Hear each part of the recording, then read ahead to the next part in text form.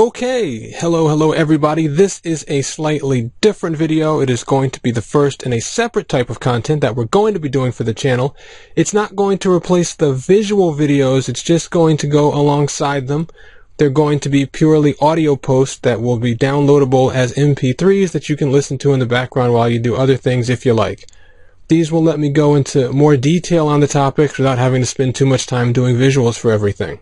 In this first audio post, I'm going to expand a bit on the idea of why we argue about movies, and particularly feature bias and how it works.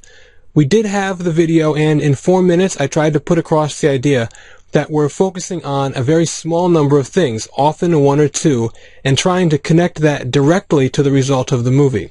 Hopefully, at least I could put that across. But I think there's more to say, and this is a pretty important idea, especially because these are the introductory videos to the channel, so I want to make sure we get going with a proper context.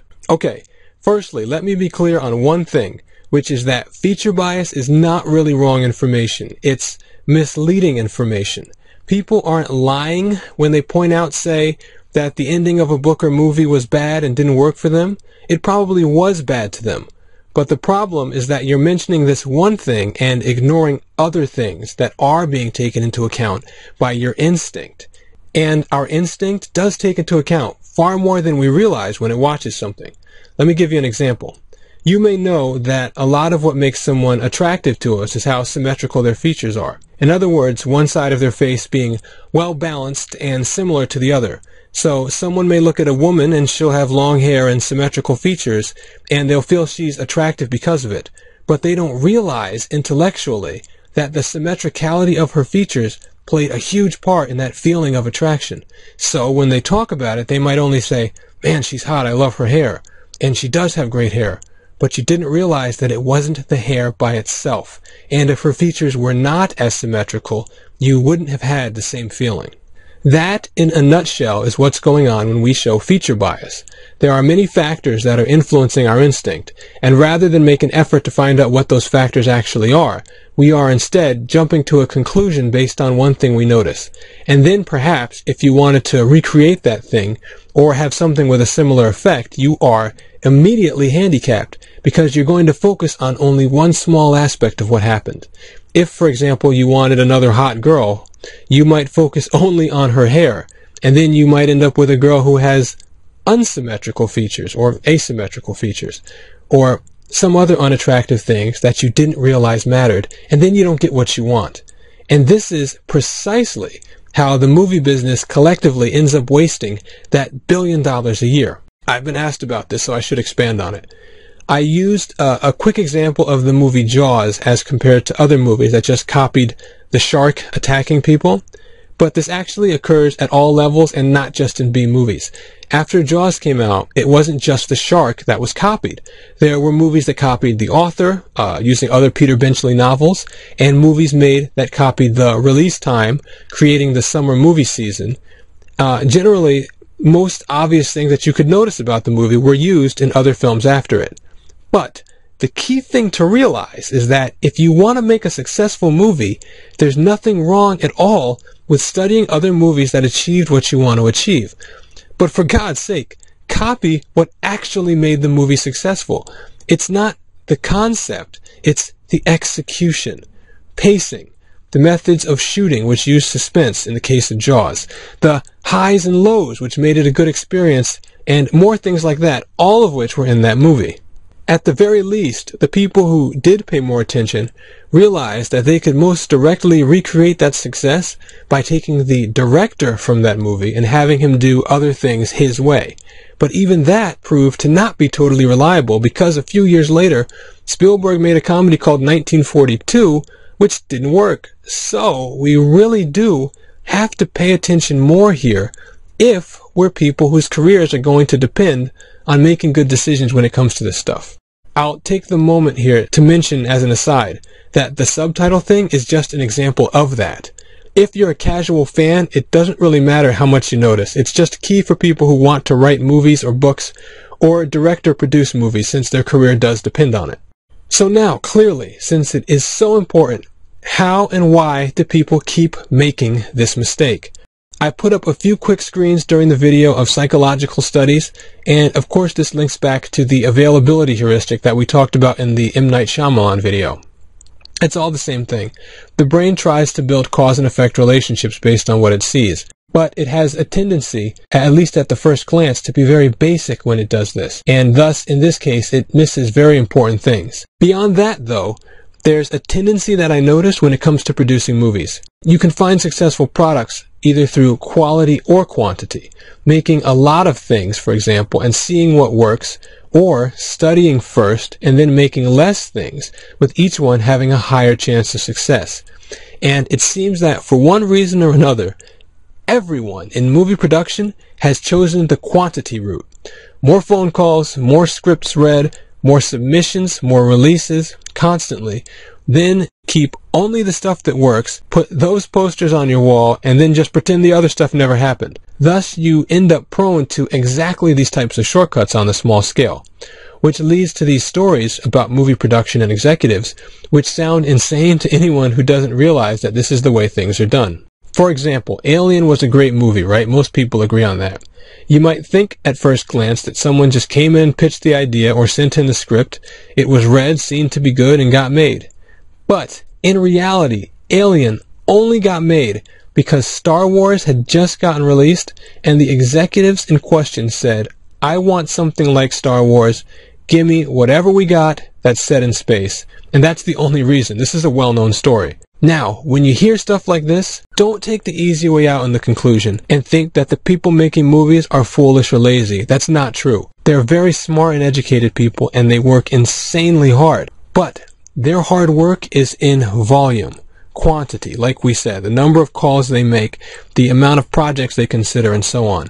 It isn't in the amount of effort put into consideration of any individual product, or in research of how movies work for people. They use those types of shortcuts to cover that and leave it up to the director. I'm not entirely sure why that is as an overall thing, but I would guess that there's a difference of opinions due to things like feature bias, which are unseen, and thus no one can predict whether anyone else who they work with will share their opinion of a potential project, and they overcome this by showing each other dozens or hundreds of things over time until common ground is found. You might even say until they happen to find something with features which they both happen to be biased towards. Anyway, this whole idea is basically entrenched in the system by now. Can we make a movie that's also set in space? Is this director who already made a hit movie available? Is this actor who's popular someone we can get? You might even notice that a huge part of the star system, where there's a huge fight for certain actors, is due to feature bias also. Certain actors do tend to pick good movies and make their own character believable and effective in those movies, but they by themselves don't actually cause a movie to be good or successful.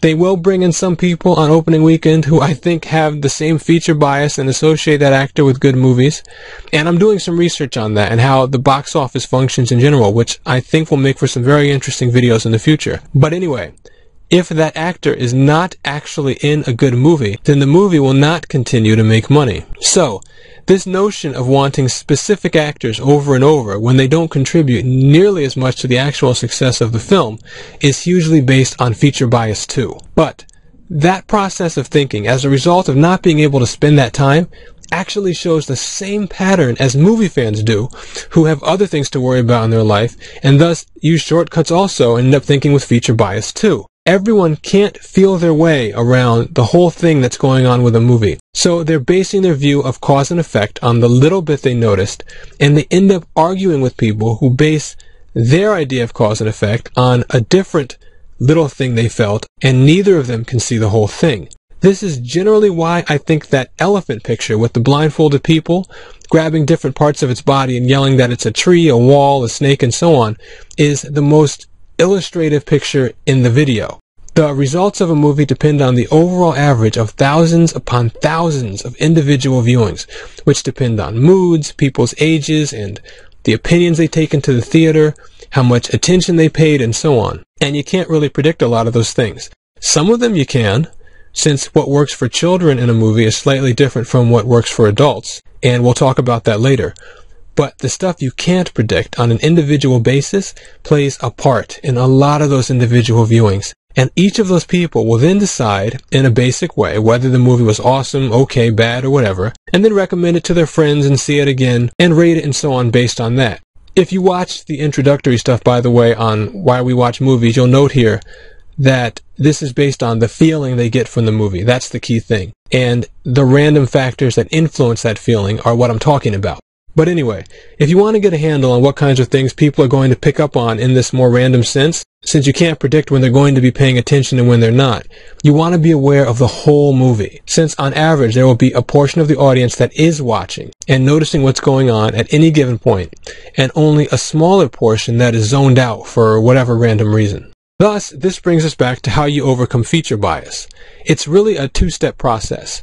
You want to be more aware of everything that's going to come out of the movie, from which people are going to be making their opinions, and that's why I advocate using the subtitles when it comes to an important movie that you need to understand, that is. And that's really important because I notice myself that as a viewer, I have a tendency to miss lines of dialogue a lot in movies. And I just kind of go along with it and don't bother to try to figure out what was said. And if I miss something, I miss something.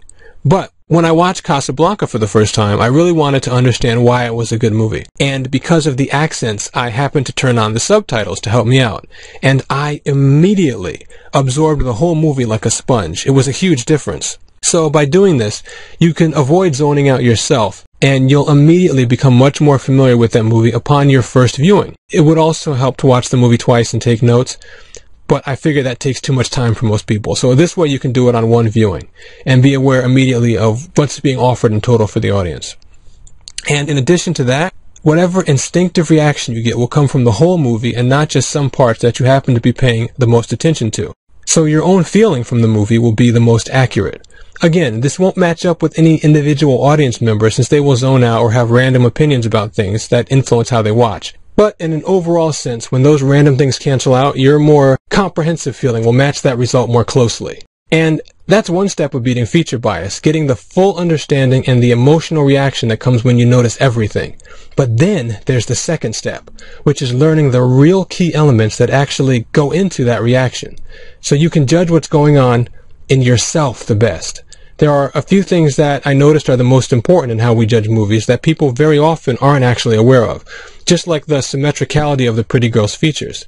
These things are what I'm going to focus on a lot in the channel, and I took the liberty of identifying them based on what I picked up over the years, and I actually mapped them out in a sort of hierarchy or pyramid, which reflects what's most important to the experience of watching a movie and giving someone that actual most powerful feeling that causes people to fall in love with a movie or be obsessed with it or whatever you want to call it. And that one-page graph, which I call the ideal story model, will help us realize what's actually going on beyond the nitpicky things that people point out when they're arguing with feature bias. And understanding that and becoming comfortable with it is the other key part of getting a full understanding of what's going on. And I honestly think it'll have miraculous results for anyone in terms of how much they understand entertainment. We'll definitely get into that more in both videos and audio posts in the future. For now, thanks for listening.